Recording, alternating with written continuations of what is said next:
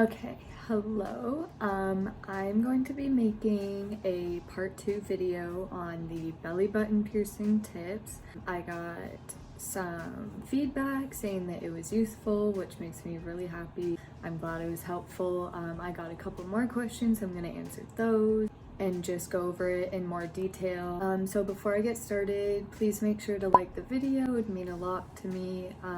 Subscribe if you want. It would mean a lot to me. Thank you.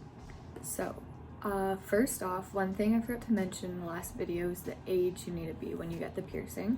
So you can be 16 when you get any piercing, so you don't need a parent to sign it. You don't need anybody who's 18. I'm 17, I signed for myself, like I did everything myself. So you don't need a parent with you. It's always a good idea to have a parent with you, except I didn't, so you don't need one. So yeah, you don't have to be 18 like a tattoo, it's different, you can be 16.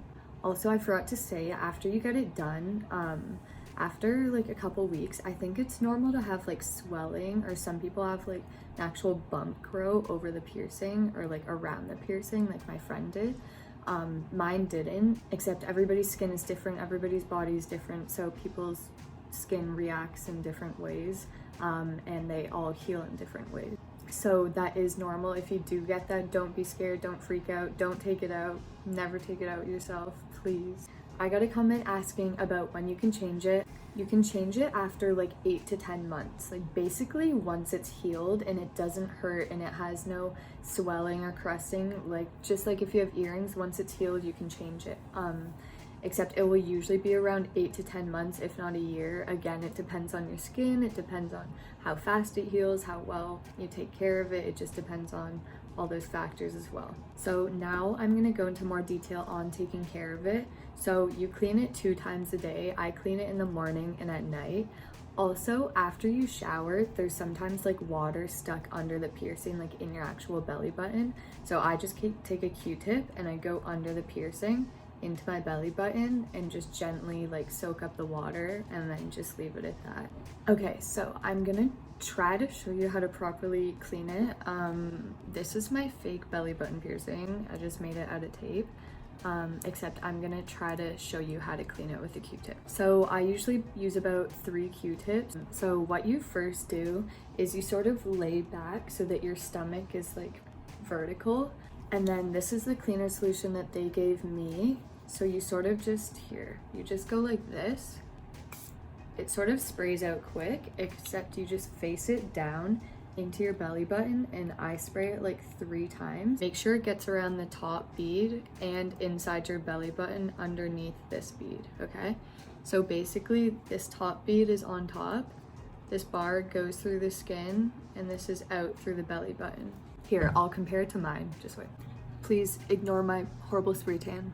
Again, thank you. So like this, top goes through, comes out. So you would spray it in here and up there. I would just do it to mine now, except you have to be laying down and it's sort of complicated to show you. So that's why I'm using this. So you get a Q-tip and first I sort of just put it in and soak up the water with both sides, throw that one out.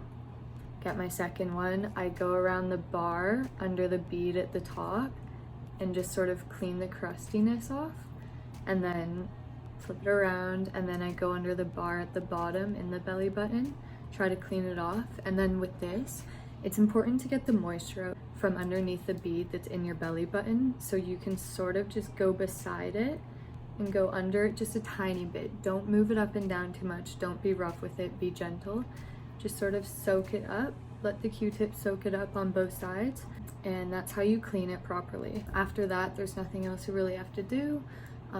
That's how you clean it. So another thing is when you go there, they look at your belly button to make sure if you're actually eligible to get it pierced. If you have an outie belly button, it's sort of obvious, except you can't get it pierced.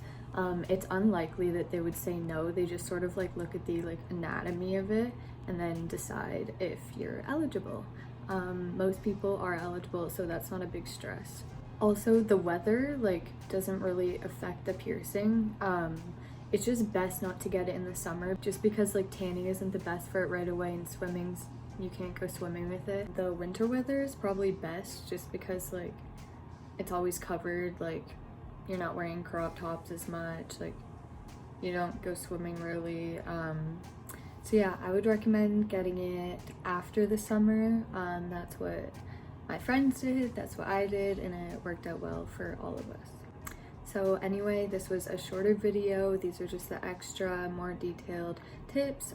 If you have any more questions, leave them down below and I will answer them. I hope it helped. Make sure to subscribe and leave a like, and thank you for watching. Bye.